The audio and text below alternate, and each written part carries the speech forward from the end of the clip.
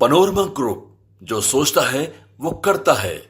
वरिष्ठ सांसद श्री रामवीर सिंह विधूड़ी जी, आपके समक्ष जो हमने कार्य किया है इस टीम ने, जिसमें सभी लोग बड़े नेता हैं पार्टी के, जो उसके सदस्य हैं अधिकांश लोग, मैं रामवीर सिंह विधूड़ी जी से अनुरोध करूंगा कि वह अपना सारा जो हमारा मैनिफेस्टो कमेटी का काम है अब तक का, उसका एक आलेख आपके माध्यम से दिल्ली वालों के समक्ष रखें। इस प्रेस वार्ता में हमारे साथ अभिषेक टंडन जी हैं, जो मैनिफेस्टो टीम के सदस्य भी हैं, हमारे प्रवक्ता श्री शुभेंदु अवस्थी जी, और चुनाव के लिए बनी विशेष मीडिया टीम के सदस्य यासिर चिलानी भी हैं।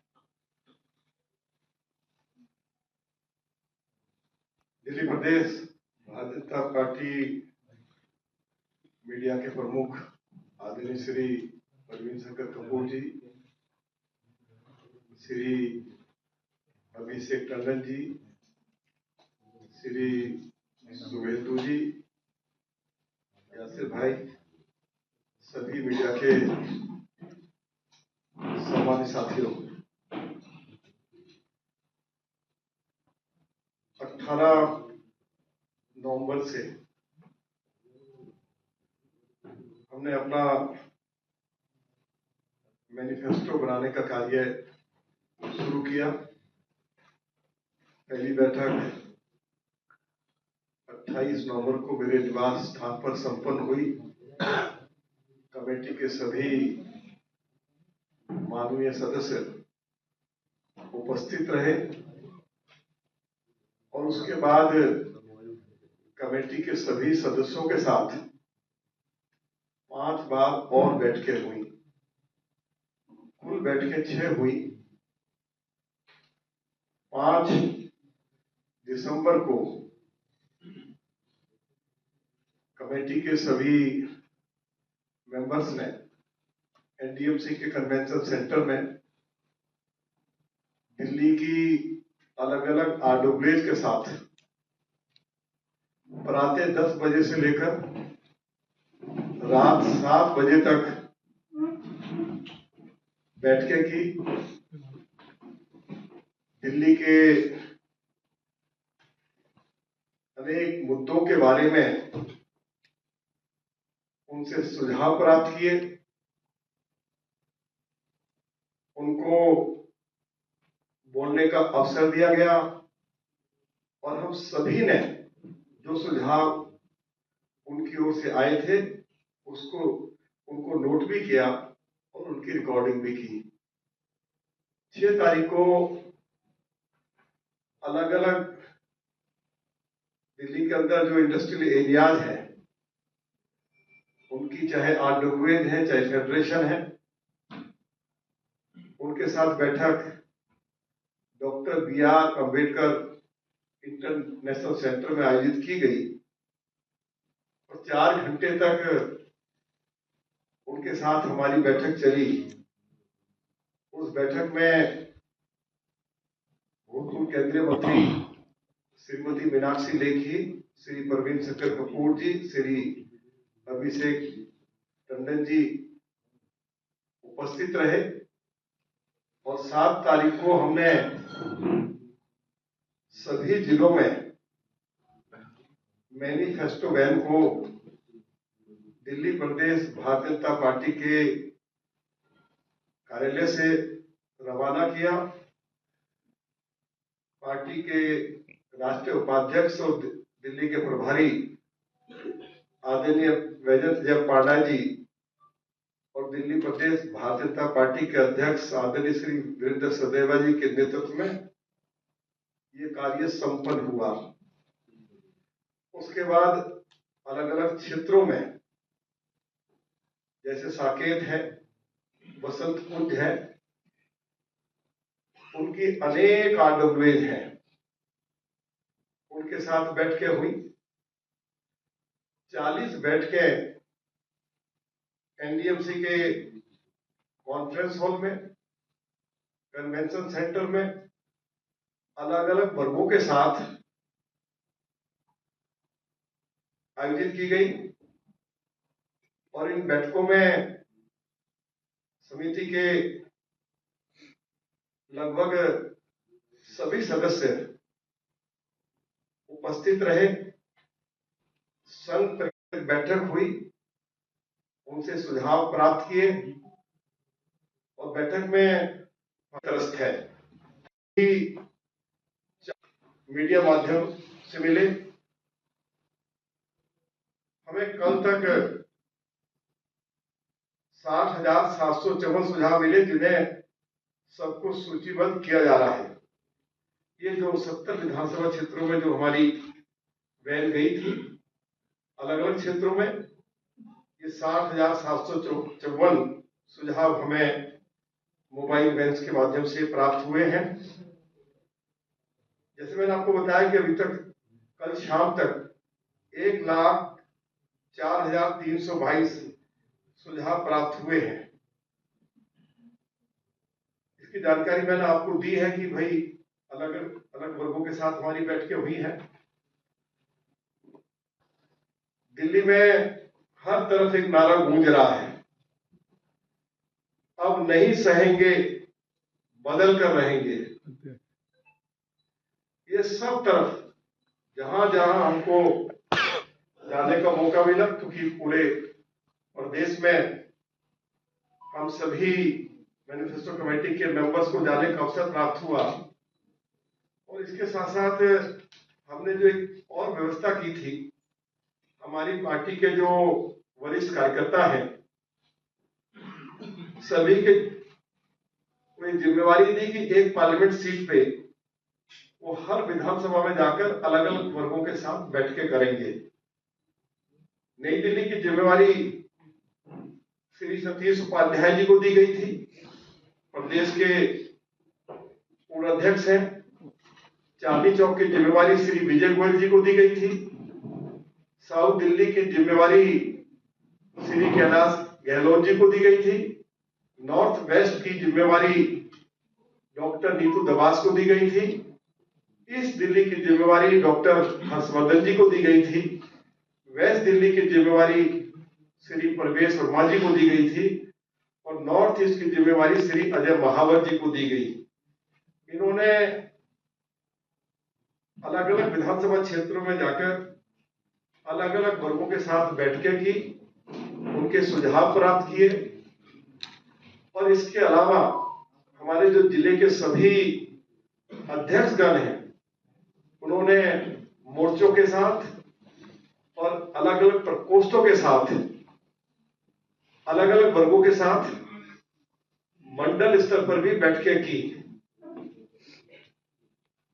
दिल्ली के लोगों ने ये मन बना लिया है,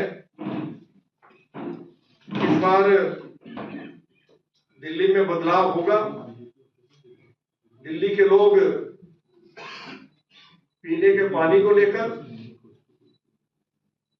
दिल्ली में जो सिविल लाइन सिस्टम पूरी तरह से चौक हो गया है, बर्बाद हो गया, उसको लेकर, दिल्ली में पब्लिक ट्रांसपोर्ट सिस्टम पूरी तरह कोलैप्स कर गया है।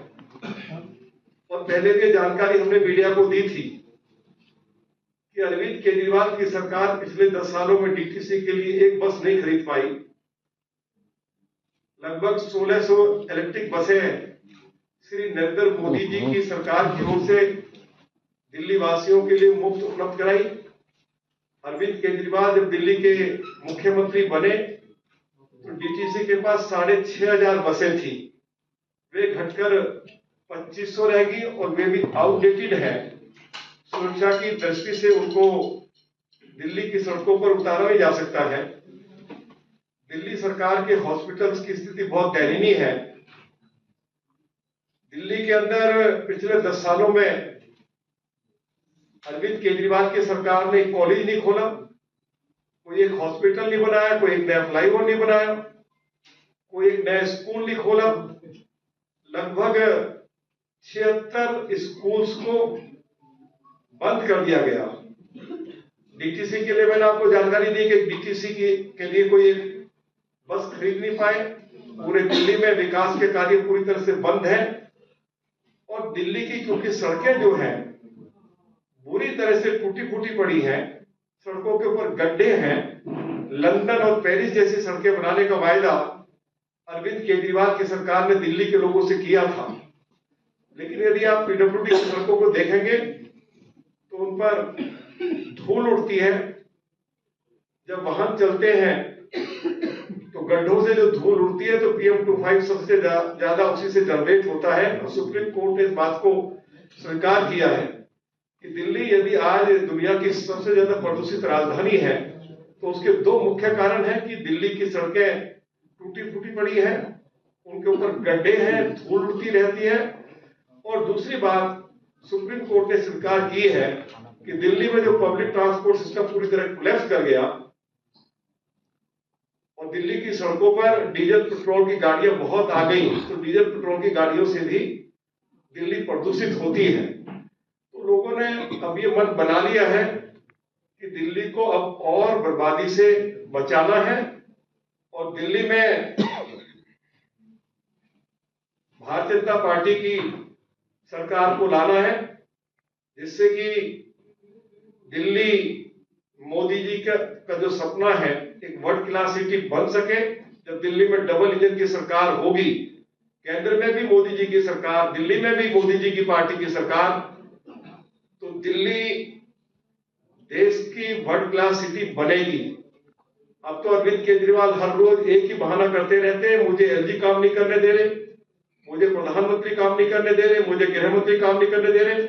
और लोग अब इस बात को सुनना नहीं चाहते हैं, इस बहानेबाजी को। तो मोदी जी की सरकार को अगले और 4.25 साल अभी और रहना है, 4.5 साल। तो लोगों ने मन बना लिया है कि दिल्ली में इस बार भारतीय जनता पार्टी की सरकार को लाएंगे, जिससे कि दिल्ली में बिजली, पानी, स्वास्थ्य, हमारा ट्रांसपोर्ट सिस्टम, हमारी बिजली के नाम पर जो लोगों की लुटाई पिटाई हो रही है, ये बंद हो सके और दिल्ली दुनिया का एक अच्छे शहर के रूप में विकसित हो सके। ये लोगों की इच्छा है।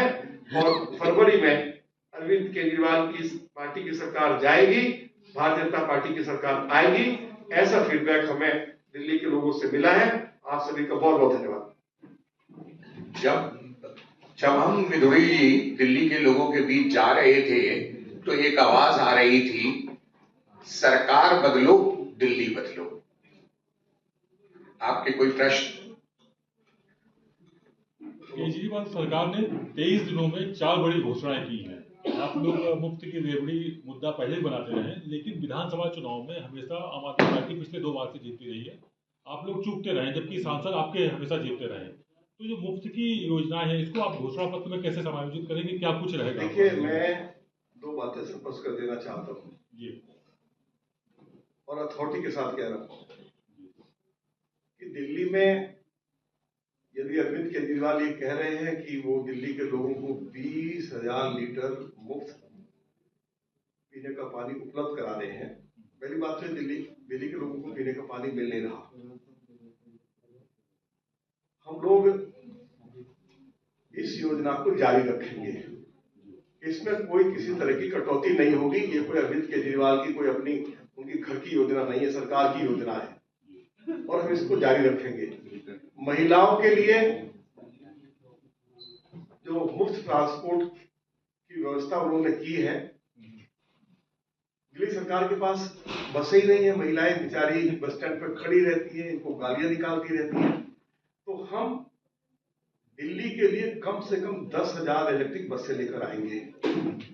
हम दिल्ली के लिए हिमाचल से, मुरादनगर से पीने का पानी लेकर आएंगे, जिससे कि दिल्ली के लोगों की प्यास बुझ सके और 20,000 लीटर मुफ्त पानी दिल्ली की भाजपा की सरकार की ओर से उपलब्ध हो सके। तीसरी बात जो उन्होंने कही है बिजली की, बिजली के नाम पर बड़ी भारी लूट हो रही है। आप अपना, यदि आप दिल्ली में रहते हैं तो आप अपना बिल उठा के देखिए, 3 बार अरविंद केजरीवाल की सरकार ने बिजली के दरों में बढ़ोतरी की, जबकि वायदा यह किया गया था कि जब तक मेरी सरकार रहेगी बिजली के बिलों में बढ़ोतरी नहीं होगी। आज बीएसएस कंपनी हो चाहे अन्य कंपनियां हो, बिजली कंपनियां, उनके अधिकारियों को, कर्मचारियों को जो 750 यूनिट मुफ्त बिजली दी जा रही है, वह पैसा भी बिजली उपभोक्ता की जेब से लिया जा रहा है। उनके कर्मचारी अधिकारी रिटायर हो जाते हैं, उनको जो पेंशन दी जाती है वो पैसा भी दिल्ली के बिजली उपभोक्ताओं की जेब से निकाला जा रहा है। हम ये जो इस तरह का जो मतलब जो लूट है उसको पूरी तरह से बंद करेंगे और 200 यूनिट जो मुफ्त बिजली दी जा रही है उसको जारी रखेंगे।